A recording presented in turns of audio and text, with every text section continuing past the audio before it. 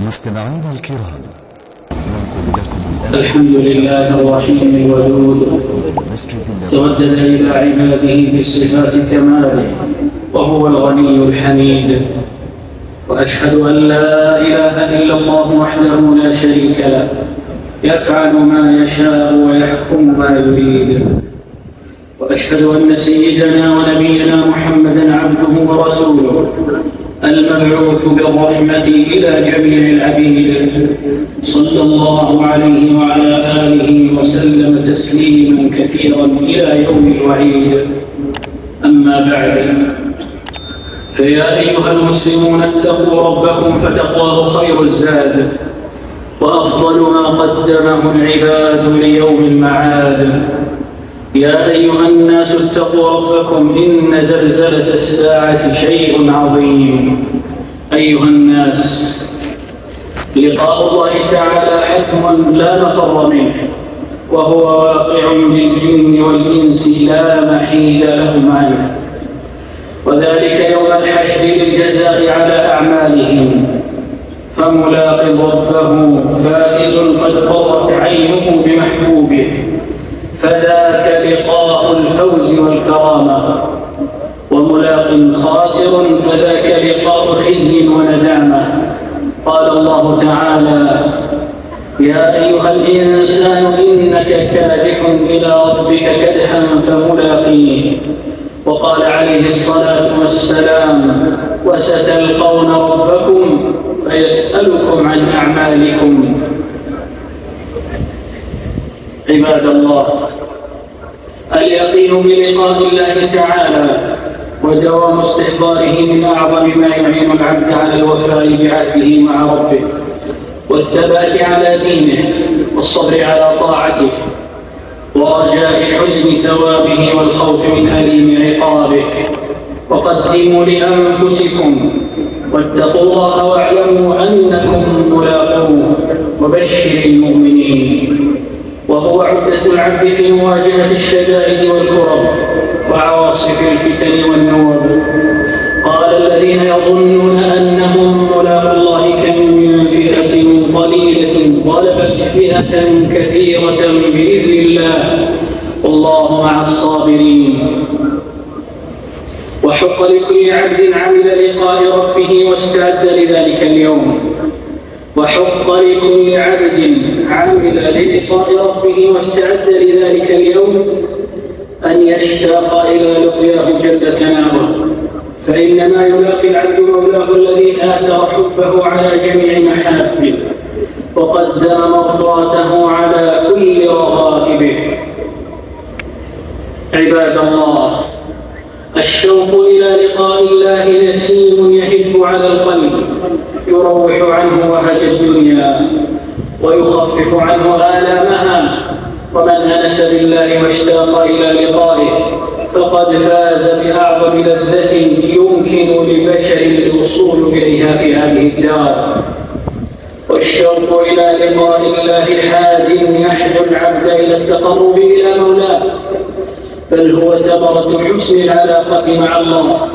فإنما يحب لقاء الله ويشتاق إليه من عمر قلبه بتوحيد الله ومحبته ورجائه وخوفه، وأكثر من ذكره، وعمل عملا صالحا خالصا لمولاه لا يرجو فيه أحدا سواه. فمن كان يرجو لقاء ربه فليعمل عملا صالحا ولا يشرك بعبادة ربه أحدا. والشوق إلى لقاء الله ومحبته سبحانه، والشوق إلى الله ومحبة لقائه يا عباد الله ثواب عظيم معجل لأهل ولاية الله، يواسيهم به ويذيقهم من حلاوة لقائه قبل الوفود عليه، ويستقبلهم به قبل قدومهم إليه. قال تعالى: من كان يرجو لقاء الله فإن أجل الله لآت، وهو السميع العليم. وقال عليه الصلاة والسلام: المؤمن إذا حضره الموت بشر بكرامة الله ورضوانه، فليس شيء أحب إليه مما أمامه، أحب لقاء الله فأحب الله لقاءه. وفي هذا الحديث بشارة عظيمة لأهل الإيمان وتهوين لكربات الموت وتسلية للمسلمين في فقد أصفيائهم. وهذا إمام المتقين وقدوة السالكين قد ملأ قلبه الشوق إلى لقاء ربه فاختاره على الخلد في الدنيا مع مفاتيح خزائنها ثم الجنة بعد ذلك. فعن عبد الله بن عمرو بن العاص رضي الله عنهما عن أبي مويهبة رضي الله تعالى عنه مولى رسول الله صلى الله عليه وسلم قال بعثني رسول الله صلى الله عليه وسلم من جوف الليل فقال يا أبا مويهبة إني أمرت أن أستغفر لأهل البقيع فانطلق معي. فانطلقت معه فلما وقف بين أظهرهم قال السلام عليكم. এবং ধার্মিকদের আদর্শ আমাদের নবী সাল্লাল্লাহু আলাইহি সাল্লাম তার হৃদয়ে আল্লাহ সাক্ষাৎ লাভের তীব্র আকাঙ্ক্ষায় পরিপূর্ণ ছিল, তাই তিনি দুনিয়ার চিরস্থায়িত্ব, পৃথিবীর সমস্ত ধন সম্পদ এবং পরবর্তীতে জান্নাত লাভের পরিবর্তে সেটাই বেছে নিয়েছেন। আব্দুল্লাহ বিন আমর বিন আস রাদিয়াল্লাহু তাআলা আনহু হতে বর্ণিত রাসূল সাল্লাল্লাহু আলাইহি সাল্লাম মুক্ত দাস আবু মুয়াহিবা রাদিয়াল্লাহু তাআলা আনহু বলেন, রাসূল সাল্লাল্লাহু আলাইহি সাল্লাম গভীর রাতে আমাকে ডেকে পাঠালেন। তারপর তিনি বলেন, হে আবু মুয়াহিবা, আমাকে বাকি কবরস্থানে অধিবাসীদের জন্য ক্ষমা প্রার্থনা করতে নির্দেশ দেওয়া হয়েছে, অতঃপর তুমি আমার সাথে চলো। তাই আমি তার সাথে সেখানে গেলাম। যখন তিনি কবরবাসীর নিকট গিয়ে দাঁড়ালেন তখন বললেন, হে কবরবাসী, তোমাদের উপর শান্তি বর্ষিত হোক। লোকেরা যে অবস্থায় সকালে উপনীত হয়েছে তার চেয়ে ভালো অবস্থায় সকাল করার জন্য তোমাদেরকে অভিনন্দন।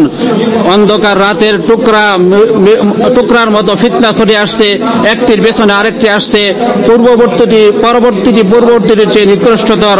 তারপর আমার দিকে ফিরে তিনি বলেন, হে আবু মুয়াহিবা, আমাকে দুনিয়ার ধনভাণ্ডারের চাবিগুচ্ছ এবং দুনিয়ার চিরস্থায়িত্ব অথবা জান্নাত দেওয়া হয়েছিল। এতপর আমাকে বলা হলো, আমাকে এগুলো এবং আমার রবের সাক্ষাৎ ও জান্নাত এই দুটির মাঝে একটিকে বেছে নিতে বলা হয়েছে।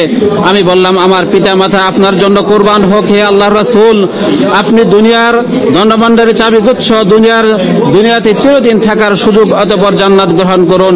তিনি বললেন, আল্লাহর কসম, না হে আবু মুয়াহিবা, বরং আমি আমার রবের সাক্ষাৎ এবং জান্নাতকে বেছে নেওয়ার পর তিনি বাকির কবরবাসীদের জন্য ক্ষমা প্রার্থনা করলেন। অতঃপর ফিরে এলেন। এরপর রাসূল সাল্লাল্লাহু আলাইহি সাল্লামের সেই ব্যথা শুরু হলো যা তিনি মৃত্যুবরণ করেন। আর মুসনাদে আহমদে এসেছে তারপর তিনি মাত্র 7 বা 8 দিন বেঁচেছেন। এই হাদিসে স্পষ্ট প্রমাণ রয়েছে যে আমাদের নবী সাল্লাল্লাহু আলাইহি ওয়াসাল্লাম আল্লাহর সবচেয়ে বেশি মহব্বত পোষণকারী ছিলেন। তাকে বিশেষ ইখতিয়ার প্রদান করা হয়েছে যার পরিণতি হলো আল্লাহর সাক্ষাৎ ও জান্নাত লাভ। তাই তিনি স্বীয় প্রভু ও মাহবুবের সাথে তাড়াতাড়ি সাক্ষাৎ করতে পছন্দ করেছেন। আর এটি ইব্রাহিমী মিল্লাতের বাস্তবতা। এই পৃথিবীতে নবী মুহাম্মদ সাল্লাল্লাহু আলাইহি ওয়াসাল্লামের শেষ কথা ছিল, হে আল্লাহ, আমার গুনাহ মাফ করুন, আমার প্রতি দয়া করুন এবং আমাকে মহান বন্ধুর সাথে মিলিত করুন। নবী সাল্লাল্লাহু আলাইহি সাল্লামের আরেকটি দোয়া হলো, হে আল্লাহ, আমি তোমার কাছে জান্নাতে তোমার প্রতি দৃষ্টি দেবার স্বাদ গ্রহণ করতে চাই এবং ক্ষতিকর কষ্ট ও পথভ্রষ্টকারী ফাসাদে পড়া ছাড়া তোমার সাক্ষাতের আশা আকাঙ্ক্ষা রাখি। এভাবেই নবী সাল্লাল্লাহু আলাইহি সাল্লাম তার দোয়ায় দুনিয়া ও আখিরাতের সর্বোচ্চ নিয়ামতকে একত্রিত করেছেন। সৎ কাজ, সদাচরণ, আনুগত্য এবং উত্তম ইমানে যারা নবী সাল্লাল্লাহু আলাইহি সাল্লামের অনুসরণকারী তাদের প্রত্যেকের জন্য আল্লাহর সাক্ষাৎ লাভের আকাঙ্ক্ষা ও আগ্রহের একটি অংশ রয়েছে।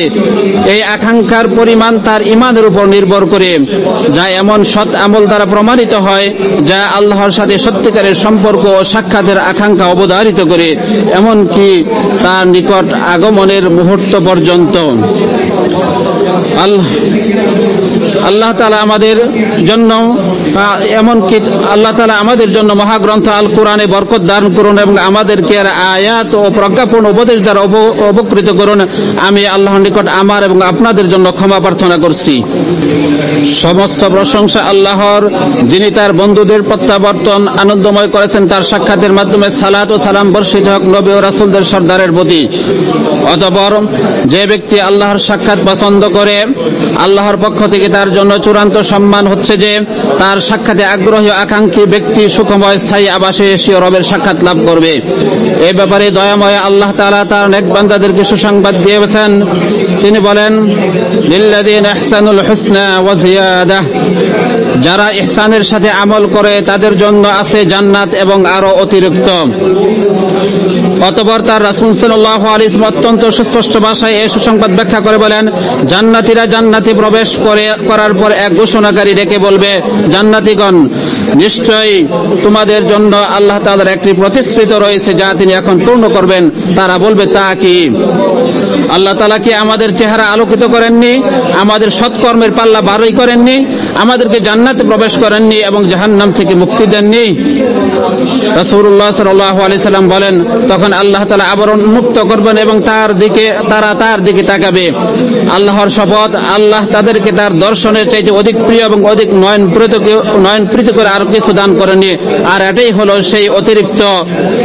অতঃপর তিনি তেলাওয়াত করেন, ইল্লাযীনা ইহসানুল হুসনা, যারা ইহসানের সাথে আমল করে আল্লাহ তাদের জন্য রয়েছে জান্নাত আরো অতিরিক্ত।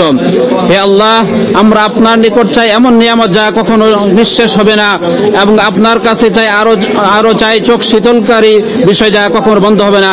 হে আল্লাহ, আমরা আপনার কাছে চাই আপনার ফয়সালার উপর পরিতুষ্ট থাকতে। হে আল্লাহ, আপনার কাছে চাই মৃত্যুর পরের উত্তম জীবন। হে আল্লাহ, আমরা আপনার কাছে জান্নাতে আপনার প্রতি দৃষ্টি দেবার স্বাদ গ্রহণ করতে চাই এবং ক্ষতিকর কষ্ট এবং পথভ্রষ্টকারী ফাসাদে পড়া ছাড়া আপনার সাক্ষাৎ আশা করি। হে আল্লাহ, আমাদেরকে ঈমানের বলে বলিয়ান করুন এবং আর হিদায়াত প্রত্যয় এবং হিদায়াত পথ প্রদর্শনকারী করুন। হে আল্লাহ, আপনি মুহাম্মদ সাল্লাল্লাহু আলাইহি ওয়াসাল্লাম তার স্ত্রী করে এবং বংশধরদের উপর রহমত বর্ষণ করুন যেমন আপনি ইব্রাহিম আলাইহিস সালামের উপর বর্ষণ করেছেন। হে আল্লাহ, আপনি মুহাম্মদ ও তার স্ত্রী এবং বংশধরদের উপর বরকত দান করুন যেমন ভাবে আপনি ইব্রাহিম আলাইহিস সালামের উপর বরকত করেছেন। নিশ্চয়ই আপনি অতি প্রশংসিত এবং অত্যন্ত মর্যাদাবান। হে আল্লাহ, আপনি আপনার নবীর সকল সাহাবাদের প্রতি সন্তুষ্ট হন, তাদের অনুসরণকারী তাবি এবং কিয়ামত অবধি ইহসানের সাথে তাদের অনুসরণকারীদের উপর। হে আল্লাহ, আপনি ইসলাম এবং মুসলিমদেরকে সম্মানিত করুন, শিরক ও মুশরিকদের লাঞ্ছিত করুন, আর আপনার দ্বীনের শত্রুদের ধ্বংস করুন এবং আপনার বান্দাদেরকে সাহায্য করুন। হে শক্তিশালী পরাক্রমশালী, হে আল্লাহ, ফিলিস্তিনে আমাদের অত্যাচারিত এবং নির্যাতিত ভাইদের জন্য সহায়ক সাহায্য করুন, তাদেরকে সাহায্য এবং বিজয় দান করুন। হে আল্লাহ, তাদের কষ্ট দূর করুন, তাদের দুঃখ লাঘব করুন এবং আপনার ও তাদের শত্রুদের বিরুদ্ধে তাদের সাহায্য করুন। হে আল্লাহ, আমাদেরকে নিজ দেশ ও আবাসে নিরাপত্তা দান করুন, আমাদের শাসক এবং নেতৃবর্গকে সংশোধন করুন। হে আল্লাহ, আমাদের শাসক হাতিমুল হারামান শরীফকে আপনার পছন্দের কাজ করার তৌফিক দান করুন। হে আল্লাহ, তাকে ও তার নায়েবকে যাতে দেশ ও জনগণের কল্যাণ রয়েছে তার তৌফিক দান করুন। হে বিশ্বপ্রভু, আল্লাহর বান্দাগণ, আপনারা আল্লাহকে স্মরণ করুন, তিনিও আপনাদেরকে স্মরণ করবেন এবং তার নিয়ামতের শুকরিয়া আদায় করুন, তাহলে তিনিও বাড়িয়ে দিবেন। আর আল্লাহর স্মরণই তো সর্বশ্রেষ্ঠ। বস্তুত আপনারা যা করেন আল্লাহ তা অবগত আছেন।